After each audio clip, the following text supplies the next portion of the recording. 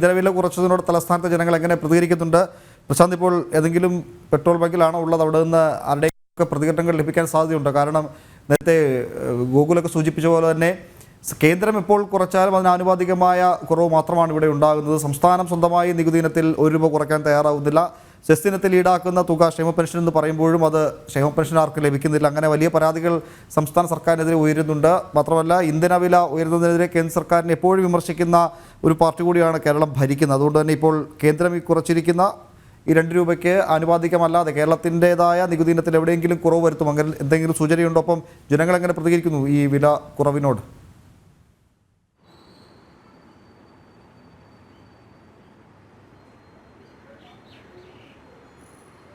ഉമേഷ്, സംസ്ഥാനത്ത് ഇന്ധന സെസ് ഏർപ്പെടുത്തിയ അപൂർവം സംസ്ഥാനങ്ങളിൽ ഒരെണ്ണമാണ് കേരളം എന്ന് എടുത്തു പറയേണ്ടതാണ്. എന്തായാലും ഇതുമായി ബന്ധപ്പെട്ട ഇന്ധന നികുതിയൊന്നും കുറയ്ക്കുവാൻ സംസ്ഥാന സർക്കാർ ഇതുവരെ തയ്യാറായിട്ടുമില്ല. അതുകൊണ്ട് തന്നെയാണ് ഇവിടെ സംസ്ഥാനത്ത് കേരളത്തിൽ ഈ പെട്രോളിൻ്റെ വില ഏറ്റവും ഉയർന്നു നിൽക്കുവാനുള്ള കാരണവുമായി നമ്മൾ കണക്കാക്കുന്നത്. തൊട്ടടുത്ത സംസ്ഥാനങ്ങളായ തമിഴ്നാട്ടിലടക്കം കുറവ് വരുമ്പോൾ കേരളത്തിലെ അതിൻ്റെ ഇന്ധനത്തിൻ്റെ കുറവ് വരുന്നില്ല എന്നത് എടുത്തു പറയേണ്ടതാണ്. അത് ഈ സർക്കാരിൻ്റെ ഒരു സമീപനമാണ്, സംസ്ഥാന സർക്കാരിൻ്റെ ഒരു സമീപനമാണ്. അതായത് ഇന്ധനത്തിൻ്റെ വിലയുമായി ബന്ധപ്പെട്ട അതിൻ്റെ നികുതികൾ കുറയ്ക്കാൻ സംസ്ഥാന സർക്കാർ ഒരിക്കലും തയ്യാറാകാത്തതാണ് ഇത്തരത്തിൽ വില വർധനവിന് കാരണമായി ചൂണ്ടിക്കാണിക്കുന്നത്. എന്നാൽ സംസ്ഥാന സർക്കാർ ഈ വില കുറയ്ക്കാതെ കേന്ദ്ര സർക്കാരിനെതിരെ രൂക്ഷമായ വിമർശനങ്ങൾ അഴിച്ചുവിടുകയും ചെയ്യും. എന്തായാലും ഇപ്പോൾ കഴിഞ്ഞ ദിവസം വൈകുന്നേരത്താണ്, രാത്രിയോടുകൂടിയാണ് ഇത്തരത്തിൽ ഇന്ധന വില കുറച്ചുകൊണ്ട് ഉത്തരവ് ഉണ്ടായിരിക്കുന്നത്. അതിൻ്റെ അതൊരു ആശ്വാസം ആകും എന്നാണ് നമ്മൾ വിലയിരുത്തുന്നത്. അതായത് സംസ്ഥാനത്ത് ജനങ്ങൾക്ക് ചെറിയ തോതിലെങ്കിലും ഒരു ആശ്വാസം ഈ ഇന്ധന വില കുറിച്ചുമായി ബന്ധപ്പെട്ടുണ്ട്. എന്തായാലും തലസ്ഥാനത്തേക്ക് വരികയാണെങ്കിൽ തലസ്ഥാനത്ത് നേരത്തെ ഉണ്ടായിരുന്നത്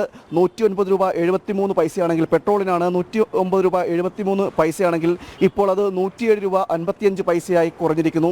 ഡീസലിലേക്ക് വരികയാണെങ്കിൽ നേരത്തെ ഉണ്ടായിരുന്നത് ₹98.52 ഇപ്പോൾ ₹2 കുറഞ്ഞ് ₹96.42 കുറഞ്ഞിരിക്കുകയാണ്. ഇങ്ങനെയാണ് ഇപ്പോൾ നിലവിൽ തലസ്ഥാനത്തെ പെട്രോളിൻ്റെ നിലവിലെ പരിഷ്കരിച്ച, അതായത് വില കുറഞ്ഞ ഇപ്പോഴത്തെ വിലയാണ് ഇപ്പോൾ ഉണ്ടായിരിക്കുന്നത്. എന്തായാലും ഒരു ആശ്വാസം ജനങ്ങൾക്ക് ഇതുമായി ബന്ധപ്പെട്ട് എന്തായാലും ഉണ്ടാകുമെന്നാണ് ഏറെക്കുറെ ആളുകളെല്ലാം അറിഞ്ഞു വരുന്നേ ഉള്ളൂ. നമുക്കിവിടെ ഒരു ചേട്ടൻ ഇപ്പോൾ ഉണ്ട്. ചേട്ടാ, ഈ പെട്രോളിൻ്റെ വില കുറച്ചിരിക്കുകയാണ്, ₹2 കുറച്ചുകൊണ്ട് ഒരു ഉത്തരവ് കഴിഞ്ഞ ദിവസം ആണ് വന്നിരിക്കുന്നത്. ₹2 വലിയ കുറയലൊന്നും അല്ല. എത്ര നാളുകൊണ്ട് കൂട്ടി കഴിഞ്ഞിട്ടാണ് ഇതേപോലെ ഒരു കുറയ്ക്കൽ വരുന്നത്. ഇതിപ്പം അടുത്ത ഇലക്ഷൻ നിലവിലെ സ്ഥിതിയിൽ ഒരു ആശ്വാസമാവത്തില്ല. എന്തായാലും ചെറിയൊരു രീതിയിൽ അത്രേ ഉള്ളൂ. സംസ്ഥാനത്താണെങ്കിൽ ഇന്ധനത്തിൻ്റെ നികുതി കുറയ്ക്കാൻ സംസ്ഥാന സർക്കാർ തയ്യാറാവുന്നില്ല. ഇന്ധന സെസ് ഏർപ്പെടുത്തിയ ഒരു സംസ്ഥാന സർക്കാരാണ് കേരളത്തിലുള്ളത്. അങ്ങനെ നോക്കുമ്പോഴേക്കും എന്തായാലും ഇപ്പോഴത്തെ ഒരു വില കുറയുന്നത് നമുക്ക് എന്തായാലും ജീവിത ചിലവെല്ലാം വർദ്ധിച്ചിരിക്കുന്ന സാഹചര്യത്തിൽ ആശ്വാസമായി തന്നെ ചെറിയൊരു ആശ്വാസം അത്രേ ഉള്ളൂ. ഇതൊരു വലിയൊരു ആശ്വാസം ഒന്നും പറയാൻ പറ്റത്തില്ല. അത് തന്നെയാണ് സംസ്ഥാനത്ത് ഈ ഇന്ധന സെസ് ഏർപ്പെടുത്തിയത് കൊണ്ട് തന്നെ വലിയൊരു ആശ്വാസമാണെന്ന് എന്തായാലും പറയാൻ കഴിയില്ലെന്നാണ് ഏറെക്കുറെ ആളുകളും പറയുന്നത്. എന്തായാലും ഈ നികുതി ഈ പെട്രോളിൻ്റെ വില കുറച്ചതുകൊണ്ട് ചെറിയ തോതിൽ ഒരു ആശ്വാസമാകുമെങ്കിലും അത് കാര്യമായ ഒരു ആശ്വാസം സംസ്ഥാനത്തേക്ക് വരുമ്പോൾ, കേരളത്തിലേക്ക് വരുമ്പോൾ ഉണ്ടാകുന്നില്ല എന്നാണ് ഇപ്പോൾ നമ്മളോട് സംസാരിച്ച തന്നെയാണ് ഏറ്റവും പ്രധാനപ്പെട്ട ഘടകം. നേരത്തെ ഞാൻ സൂചിപ്പിച്ചു, രാജസ്ഥാൻ ഉൾപ്പെടെ BJP ഭരിക്കുന്ന സംസ്ഥാനങ്ങൾ ഏതാണ്ട് 2% വരെ സംസ്ഥാന നികുതി ഇനത്തിൽ ഇളവ് പ്രഖ്യാപിച്ചു കഴിഞ്ഞിട്ടുണ്ട്. കൂടുതൽ സംസ്ഥാനങ്ങൾ അത്തരം പ്രഖ്യാപനങ്ങളിലേക്ക് വരുമ്പോൾ കേരളം എങ്ങനെ ഇതിനോട് പ്രതികരിക്കും, ധനമന്ത്രി ഉൾപ്പെടെ എങ്ങനെ ഇതിനോട് പ്രതികരിക്കുമെന്നാണ് കാണേണ്ടത്.